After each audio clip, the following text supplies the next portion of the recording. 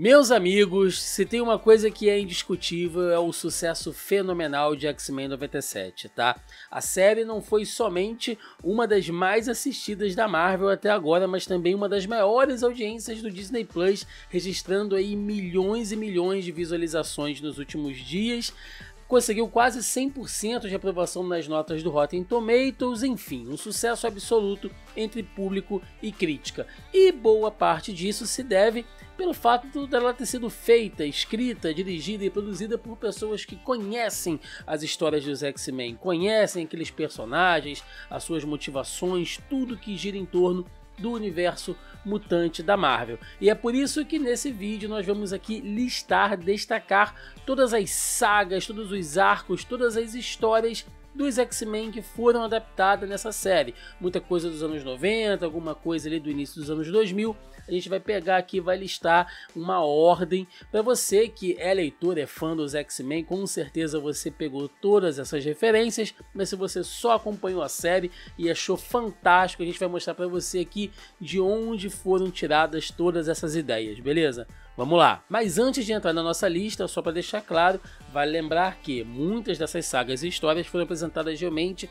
de maneira muito resumida ou mescladas umas com as outras, talvez com a ideia de apresentar algo diferente, original, mesmo para o público que já conhece, que já sabia mais ou menos o que esperar das histórias dos X-Men, tá bom? Então primeiro a gente vai falar aqui das histórias que foram adaptadas diretamente e depois a gente fala de algumas coisas que foram apenas referenciadas e que podem, e eu acredito que com certeza serão usadas nas próximas temporadas aí que já estão confirmados, beleza? Começando pelo Julgamento do Magneto. Publicada originalmente em UK X-Men número 200, a história mostra o julgamento de Magneto em Paris e as consequências da ida do Professor Xavier para o espaço.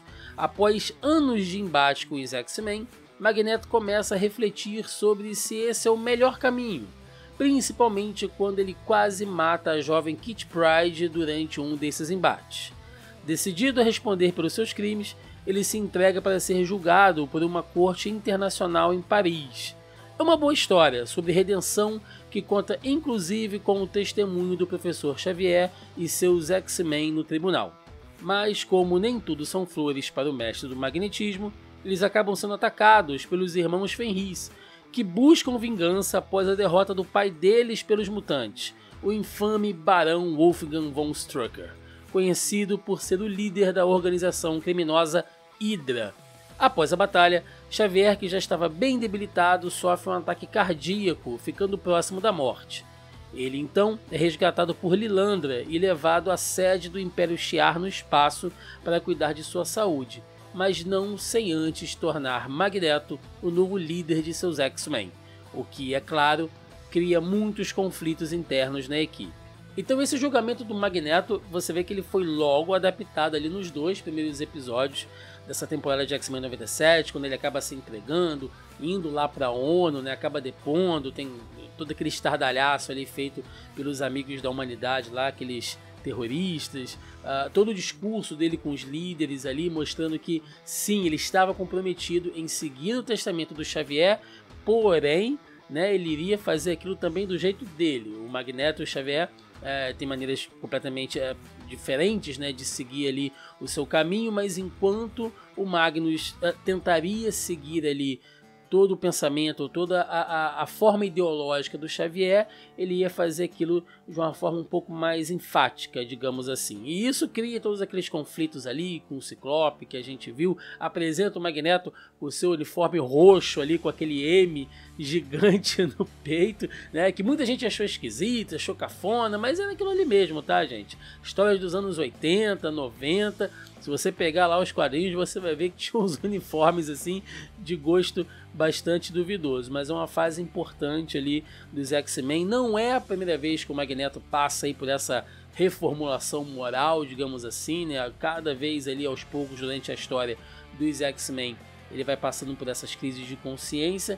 Mas essa aqui eu acho que foi uma que foi muito bem adaptada e fez parte ali, né, de boa parte do núcleo da história dessa temporada de X-Men 97. E a próxima saga da nossa lista é Inferno, publicada a partir de 1988 nos Estados Unidos Inferno segue os acontecimentos de outra história muito marcante dessa época, a queda dos mutantes. Nessa época, os X-Men originais eram dados como mortos, mas na verdade estavam agindo sob a identidade secreta de outro grupo, o X-Factor, enquanto outra equipe integrava o time oficial na Mansão X, conhecidos como a segunda gênese dos heróis mutantes. Em Inferno, é revelado que a Jean Grey, casada com Scott Summers, era, na verdade, um clone criado pelo Senhor Sinistro.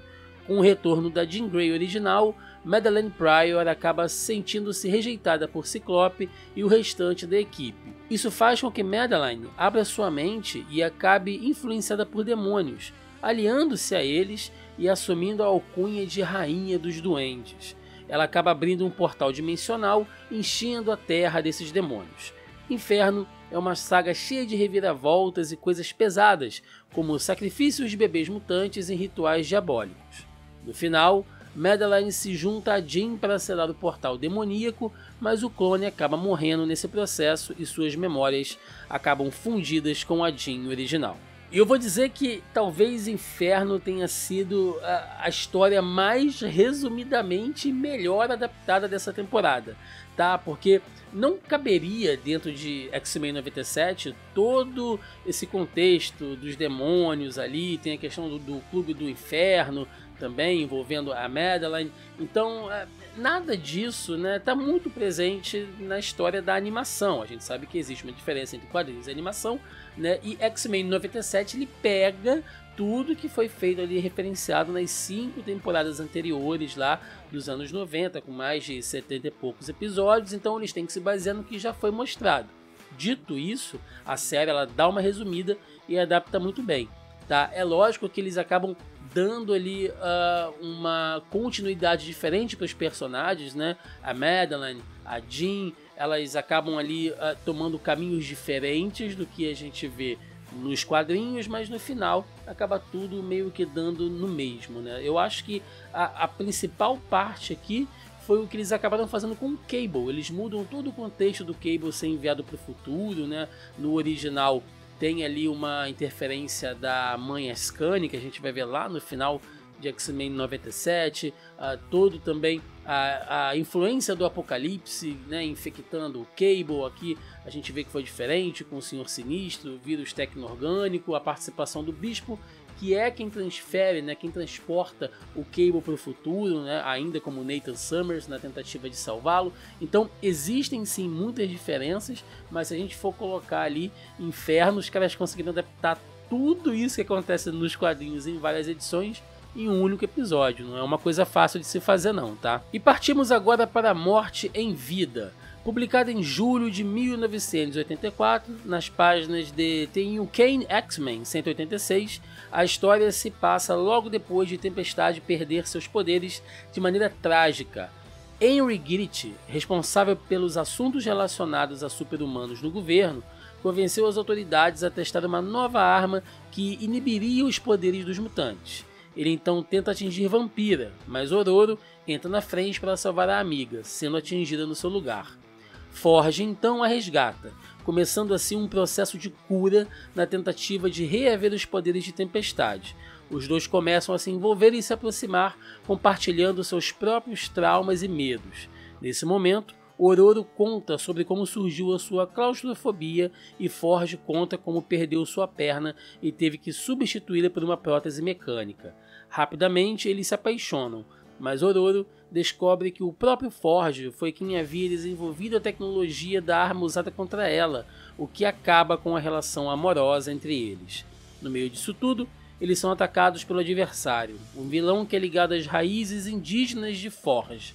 A dupla acaba presa em uma dimensão paralela e lá Ororo recupera os seus poderes. E essa é uma história solo da Tempestade, né, gente? Basicamente, ali serve para desenvolver mais a personagem, e isso eu tô falando na série animada, né? Tudo bem que tem ali uma participação do Forge que é importante, o Forge que já havia aparecido ali em episódios anteriores na série clássica dos anos 90, seja na versão do futuro ali sendo um amigo, um parceiro do Bispo, ou mesmo liderando uma equipe da X-Force, né? Também mostra ele ali ajudando, atuando com aquela equipe, mas em X-Men 97 ele teve uma participação muito maior, o que é bacana, eu gosto do Forge, mas em relação ao Ororo eu acho que foi bem legal, porque eu vi algumas pessoas reclamando de que os episódios mostrando morte em vida na série, eles meio que quebraram o ritmo, né? A gente tem ali tudo que aconteceu em Genosha, e aí, né, eles acabam cortando, indo lá porque está acontecendo com a tempestade, aquilo dá uma quebra de ritmo na série. Eu entendo essas críticas, mas também é importante para dar um respiro quando a gente pensa, né, na série como um todo, e também para desenvolver mais a Tempestade. A Tempestade é uma personagem muito importante para os X-Men, já foi líder dos X-Men, né, é uma mutante nível ômega, poderosa, já foi rainha de Wakanda quando casou com o Pantera Negra lá nos quadrinhos também, então é uma personagem muito importante que merecia um pouco mais de atenção, um pouco mais de desenvolvimento, então eu acho que foi uma escolha muito bem acertada da série adaptar esse arco aí. E por falar em Genosha, vamos falar de É de Extinção. Lançado em 2001, durante a fase de Grant Morrison nos quadrinhos dos Mutantes, É de Extinção é uma das histórias mais terríveis dos X-Men. Cassandra Nova é a irmã gêmea de Charles Xavier, e assim como seu irmão, uma grande telepata, mas com um caráter totalmente corrompido. Ao adquirir os planos do projeto Sentinela da família Trask, ela envia os monstros gigantescos para Genosha, matando assim 16 milhões de mutantes em um único dia. Cassandra é uma vilã cruel que causa muitos danos nas histórias dos X-Men. Ela inclusive chega a trocar de corpo com Xavier, o que acaba criando caos e confusão até mesmo com o Império Shi'ar. E quem acompanhou os nossos vídeos aqui semanais de análise dos episódios, eu levantei a teoria de que talvez a grande vilã por trás de tudo nessa temporada fosse a Cassandra Nova, até porque ela estará presente agora em Deadpool e Wolverine. Eu achei que a personagem pudesse realmente ter uma influência ali, né, aparecer, que a Marvel fosse usar um pouco mais. A gente acabou vendo que não, que era o Bastion, mas ainda assim é uma personagem importante. Não sei se será usada no futuro, porque toda essa fase do Grant Morrison, gente, é muito louca, né? É aquela fasezinha ali do começo dos anos 2000, quando os mutantes mudam de uniforme, né? A mansão se enche dos mais variados tipos de mutantes, assim, coisas da cabeça do Grant Morrison, inclusive a própria origem da Cassandra Nova é muito doida, né? Essa coisa dela ter sido ali a gente chama de irmã gêmea, mas ela foi gerada de uma maneira muito maluca, né? Ela foi separada telepaticamente, psiquicamente do Xavier dentro do útero e acaba sendo expelida, e aí ela vai ser gerada dentro do esgoto e depois ela retorna para atormentar a vida dele. As maluquices que só acontecem na cabeça do Grant Morrison. Mas indiferente de qualquer coisa, É de Extinção é uma saga muito pesada e que a série mostrou assim de maneira fantástica, cara. Eu acho que fora dos quadrinhos dos X-Men, se a gente for levar em consideração as outras animações, filmes, enfim, eu nunca vi nada tão pesado, nada tão impactante do que aquele episódio onde a gente tem o extermínio de Genosha na série. Foi realmente assim, muito impactante. E saindo de Genosha, vamos para Atração Fatal. Magneto retornou como grande vilão dos X-Men no início dos anos 90. Foram diversos embates entre ele e seus acólitos com os alunos de Xavier até chegarmos em Atração Fatal, publicada em diversos títulos mutantes no ano de 1993. Essa é uma história que na verdade apresenta as consequências do conflito ao longo dos anos contra Magneto, quando ele finalmente resolve aplicar um dano considerável à humanidade, manipulando o polo eletromagnético da Terra. Essa e outras atitudes de Magneto reacendem o sentimento antimutante pelo mundo e cabe aos X-Men colocar um fim a isso, com um dramático encerramento onde Magneto retira à força o adamantium do esqueleto de Wolverine até finalmente ser detido pelo Professor Xavier, que decide, enfim, lobotomizar Magnus telepaticamente. E a Atração Fatal, às vezes, ela é meio esquecida ali quando você vai ver as listas de grandes sagas, né, de grandes histórias dos X-Men nos quadrinhos, mas eu lembro ainda, moleque, pegando lá a edição, lá o gibizinho ainda, né, no formatinho ali pela editora Abril, e ficar bem impactado lendo essa história, né, porque ali o Magneto tá completamente pistola, desvairado, assim, né, você vê que ele tá disposto aí as últimas consequências, que ele cessou qualquer tipo de diálogo.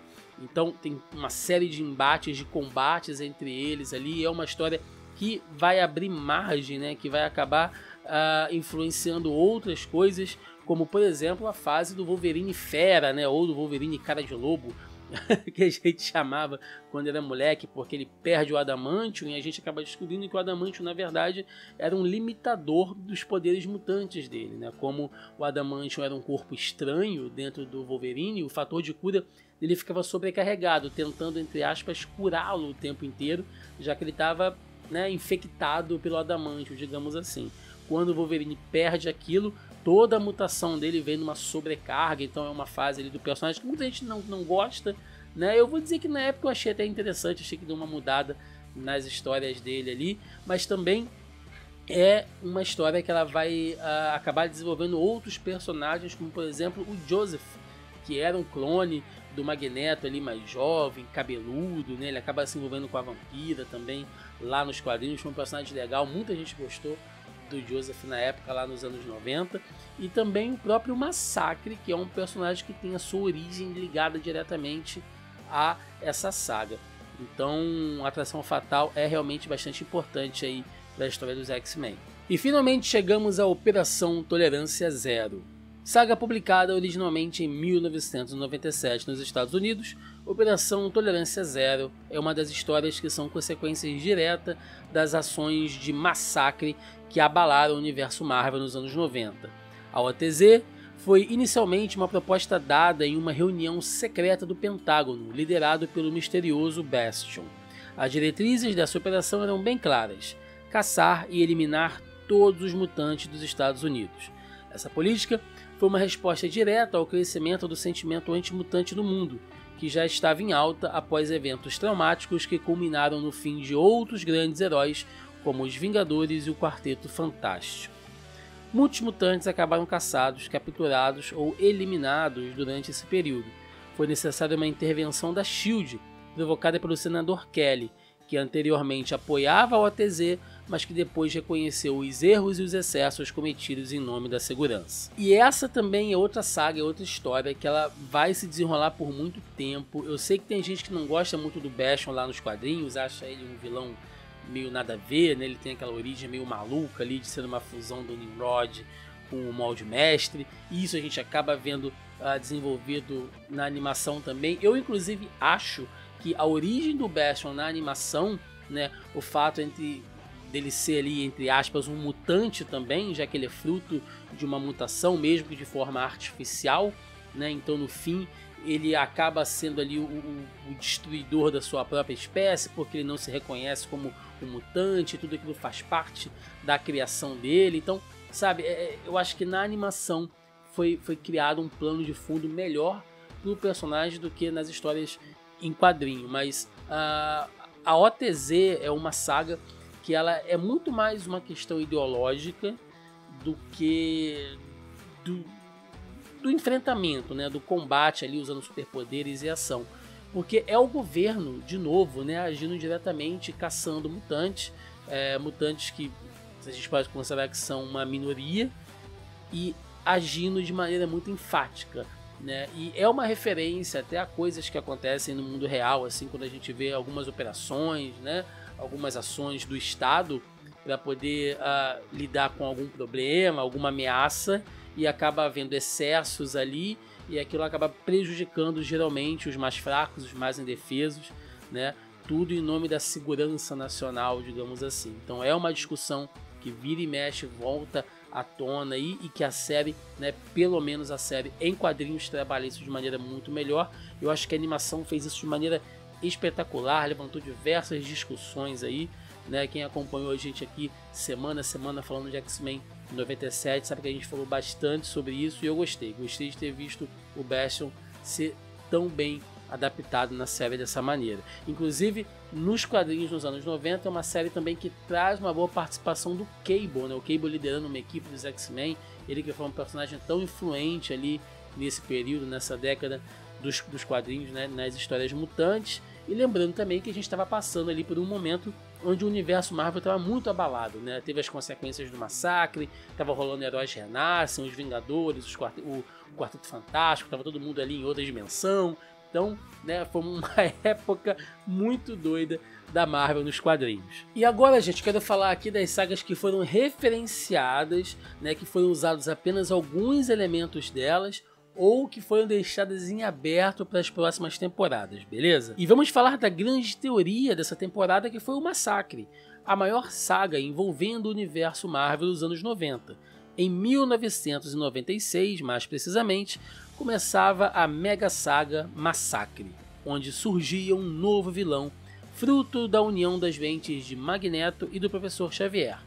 Com planos de dominação mundial, Massacre só pôde ser detido com a união dos X-Men, Quarteto Fantástico, Vingadores e outros heróis, onde muitos acabaram se sacrificando e dando origem a heróis renascem, mas isso aí também já é uma outra história. Então vocês lembram quando a gente citou aqui a questão lá de atração fatal, né, quando o Professor Xavier tenta lobotomizar a mente do Magneto? Na animação isso não aconteceu, né? Eles tiveram contato ali entre si, mas é como se o Xavier tivesse libertado o Magneto das dores dele, enfim, tem todo aquele debate psíquico, né, quando as mentes dos dois estão unidas, mas nos quadrinhos não, foi diferente. Quando a mente do Xavier toca de maneira tão profunda a do Magneto, elas acabam se mesclando, né, a parte ruim do Magneto se junta com a parte ruim do Xavier, né, e psiquicamente ele cria o Massacre, que vai ganhando força até conseguir ter um corpo independente,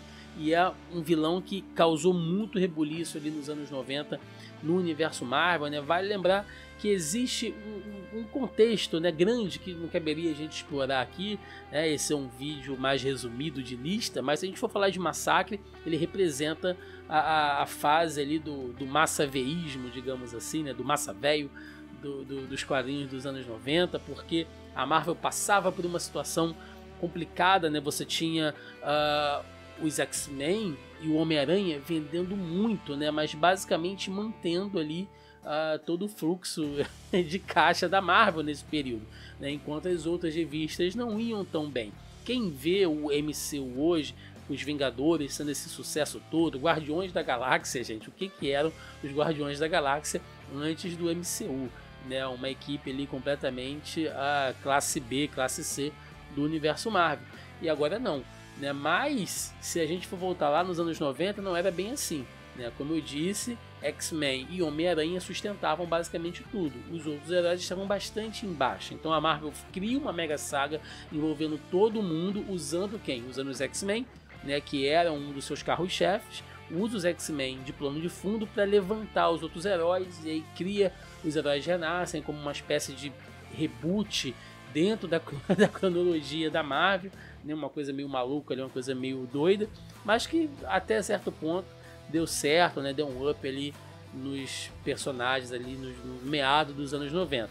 O Massacre não chegou a aparecer ainda na série, mas pode ser que tenha sido plantada essa sementinha aqui, tá? Aquela coisa das mentes do Xavier e do Magneto terem se ligado ali durante aquele período. Quem sabe, né, futuramente, se for do interesse da Marvel expandir esse universo de animações, já que agora eles trabalham com o Marvel Studios Animation, quem sabe, né, a gente não vai ver aí uma nova série do Homem-Aranha, dos Vingadores, não sei, né, são planos futuros, eles podem ter cavado essa sementinha aqui.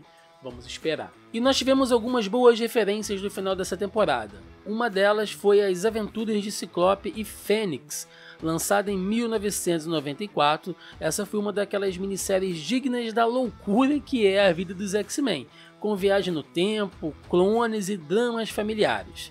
Após finalmente se casarem, Ciclope e Jean estão curtindo a sua lua de mel, mas a paz acaba quando eles são levados ao futuro de outra linha do tempo para salvar seu filho, Nathan Summers, das mãos de ninguém menos que o Apocalipse. Como eu falei, é uma das sagas malucas, das histórias malucas dos X-Men, tá? Porque eu sempre digo que acompanhar as histórias dos X-Men, hoje não, né? Até que eles estão bem ali envolvidos. A gente acabou de sair da fase da Era Krakoa, né? Que foi muito elogiado, mas nos anos 90, cara, as aventuras dos X-Men eram assim, sabe? Segunda-feira enfrentando o terrorista, terça-feira viajando no tempo, né? Quarta-feira indo para o espaço, na quinta volta para a Terra para ir numa viagem em outra dimensão.